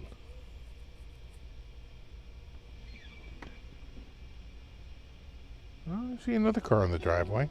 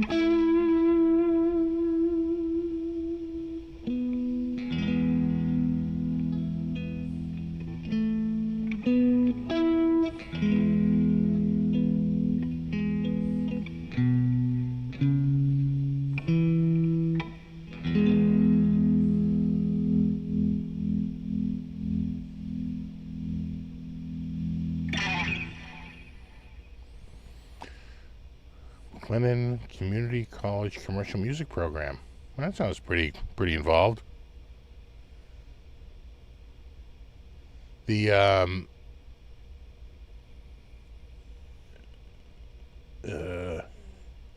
department, the guy who headed up our department, his name was, and I can't make this up, Joe Brogan. Joe Brogan. So close. Actually, when I was at UMass, I'm pretty sure Joe Rogan was there at the same time.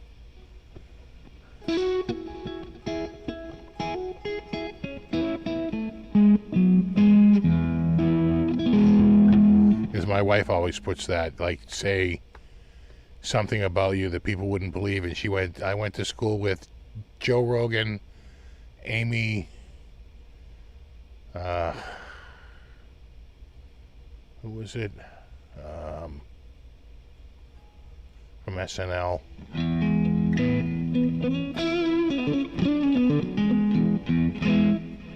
And one other person.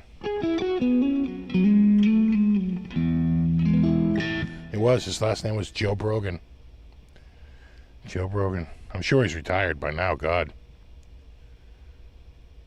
Yeah, Amy Poehler. Yeah, so Amy Poehler, Joe Rogan, and there was one other person.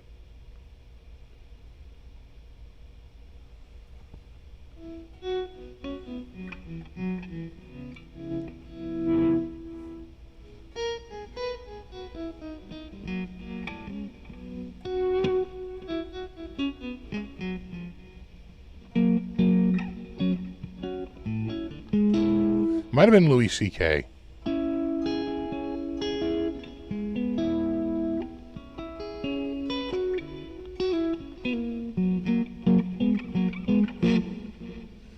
What delay am I using? I'm using the standard stereo delay. But you have to set it, you have to set that stereo spread just right. Like the silkiest buttercream over the top of your cakey notes.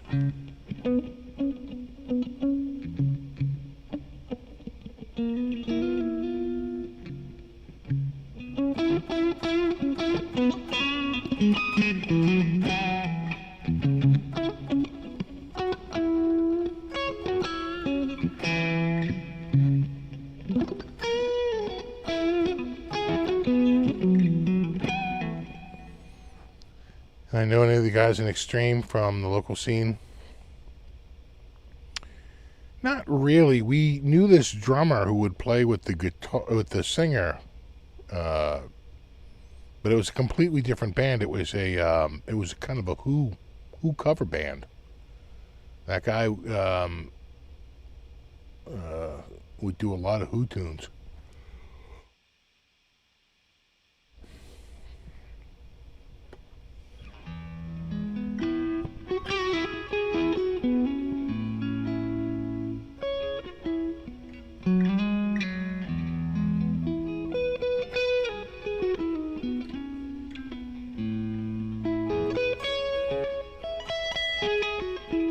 Yeah, that was the speaker, Slip Kid. They were a Who. Right, yeah, with Gary Sharon singing. But I never met any of those guys, no.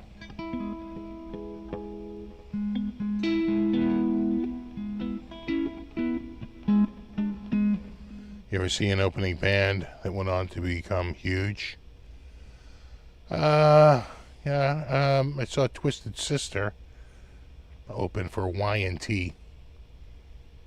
I saw, who else?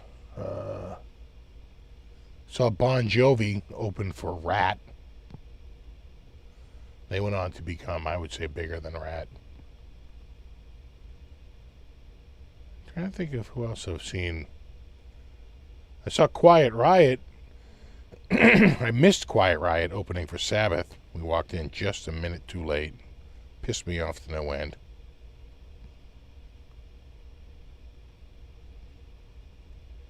Yeah, I don't know.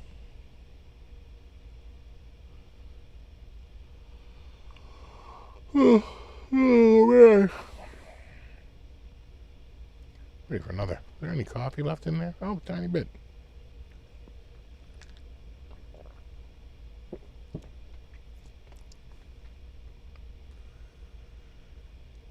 Yeah, I was going to say Motley Crue. I feel like Motley Crue's somewhere in there, but I don't think so.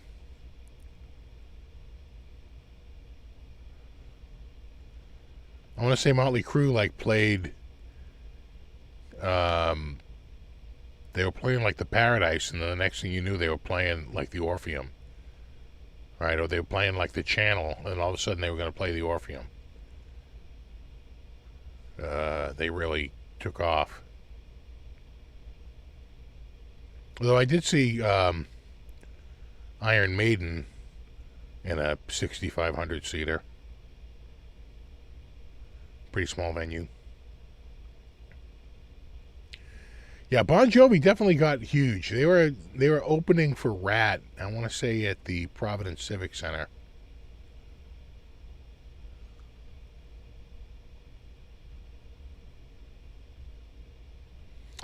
Now, Quiet Riot had Carlos Cavazo at that point. In fact, by that point, Randy was already killed in the plane crash. That would have been 83?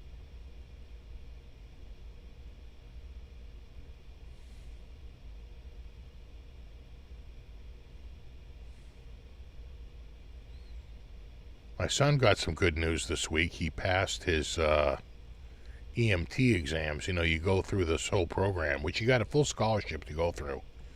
But at the end of it, you have to still take a bunch of exams to get your EMT license.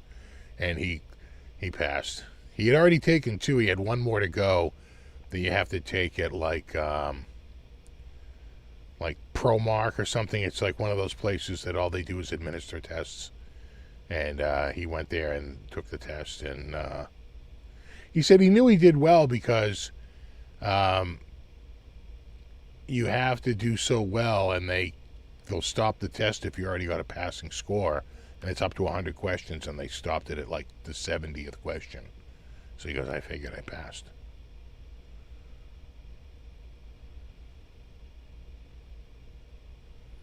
The EMT program was tough, went through an Air Force medic training. They had actually built this brand new facility. They broke ground in 2021. It was completed in 2023.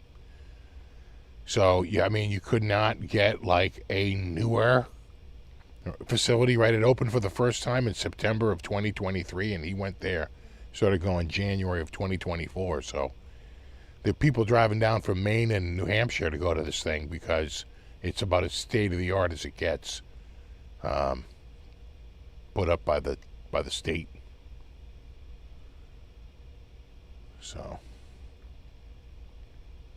yeah, tonight did fly by. Hey, Speaker, I actually spoke with our mutual friend. He called me, wondering if we were going out to lunch, and I said, yeah, but hold up, I'll let you know. We're in a holding pattern. He says, all right. He was like, I might not be able to go today. I said, we're not going today. Don't worry. It's all right.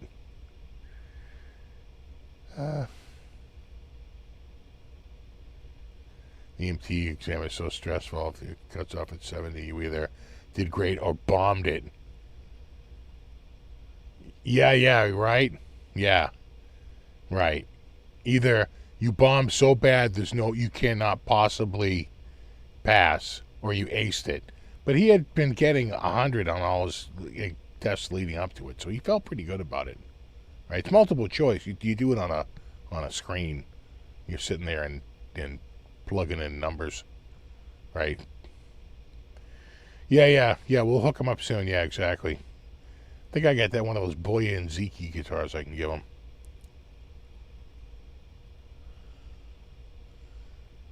Oh yeah. Let me know.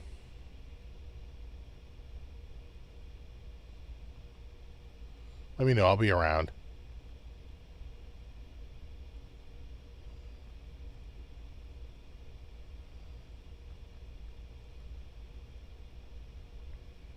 Oh, yeah, right, which is already stressful enough. Yeah.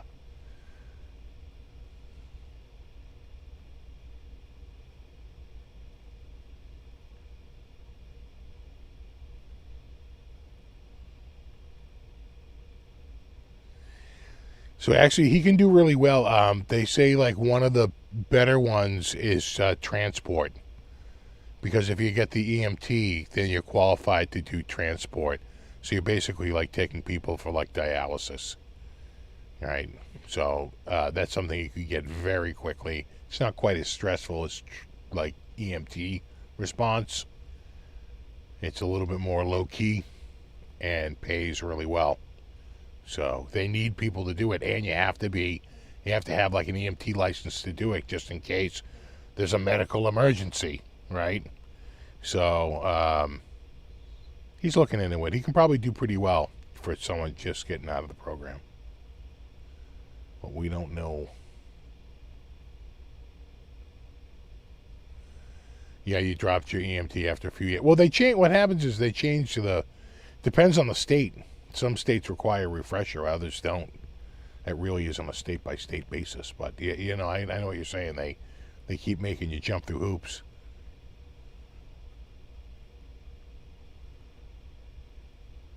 That was a good Fesley thing you did last week.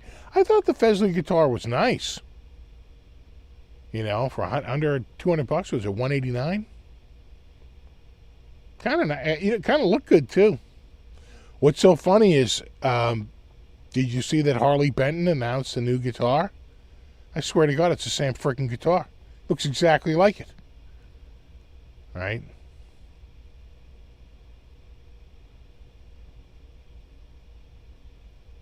So, anyway. All right, dudes, it's 9 o'clock. I should call it a night. Had a wonderful night. Thanks so much for hanging out. Super thanks to everyone for hanging. Super extra special thanks for anyone who contributed. I always appreciate that. I don't think we had any mod squad here, but maybe someday they'll be back. We'll see. We've been going all right. Hasn't been too bad. So there you go. Now, you rock. I have a very special Guitar of the Week on Monday. Oh, you're going to like this one. You are going to like this Guitar of the Week. It's quite a showpiece. It's stunning. It looks amazing. And it was bigger. You used to playing guitars, and then you get it. It's like, said, me, or does this guitar feel big? Yeah, it felt big. Anyway. So, I will see you on Monday with the Guitar of the Week. And there you go. Everybody have a wonderful week. I will see you all in a week. And have a wonderful week. And we'll do it all again next week. We'll do it next week. There we go. Yeah, there you go. All right, no, you rock. And there you have it. Have a great week. I'll see you next week. And there you go. Someone had asked about a guitar for the Guitar of the Week. And it might have been a Schecter Nick Johnston. And I think they're trying to get me one.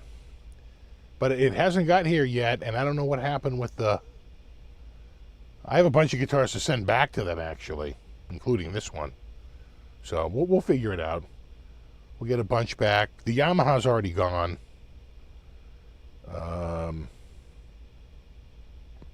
We'll figure it out.